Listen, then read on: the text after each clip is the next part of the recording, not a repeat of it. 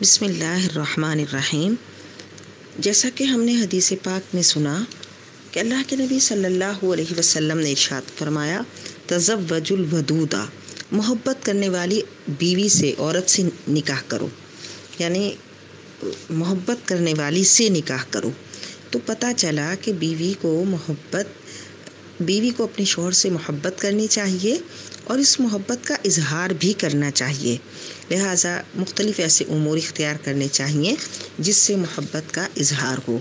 عموماً خواتین اس معاملے میں بہت جھجکتی ہیں کہ وہ شوہر سے محبت کا اظہار نہیں کرتی، لیکن ان کو چاہیے کہ لفظاً بھی اور عملاً بھی وہ اپنے شوہر سے محبت کا اظہار کریں۔ اسی طرح خوش رہا کریں اور خندہ پیشانی سے اپنے شوہر کا سامنا کیا کریں۔ چہرے کو بسور کر رکھنا، چہرے پہ ناگواری کے تاثرات لانا، غم کی کیفیت میں رہنا، ناشکری کی کیفیت میں رہنا، یہ انسان کو مایوسی کی کیفیت میں بھی مبتلا کر دیتا ہے اور اس کے چہرے کو بدصورت بھی کر دیتا ہے، اور ایسا انسان اپنی خوشیوں کو فنا کر بیٹھتا ہے۔ اسی طرح بیوی کو چاہیے کہ شوہر کی تعریف کیا کرے۔ عموماً بیویاں اس بات کی تو تقاضا کرتی ہیں، اس بات کا کہ ان کے شوہر ان کی تعریف کریں، لیکن وہ خود اس طرف نہیں آگے بڑھتی کہ وہ بھی شوہر کی تعریف کیا کریں۔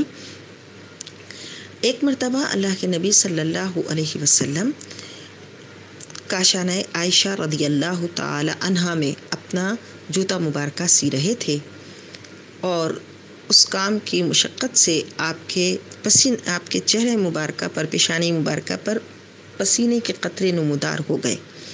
حضرت سیدتنا عائشہ صدیقہ رضی اللہ تعالی عنہا آپ کو محبت بری نگاہ سے دیکھتی رہیں اور پھر اٹھ کر آپ کے قریب آئیں اور بوسہ لے کر ارشاد فرمایا کہ یا رسول اللہ صلی اللہ علیہ وسلم، آپ کی پیشانی پر پسینے کے قطرے گویا ایسے لگ رہے ہیں نور کے قطرے۔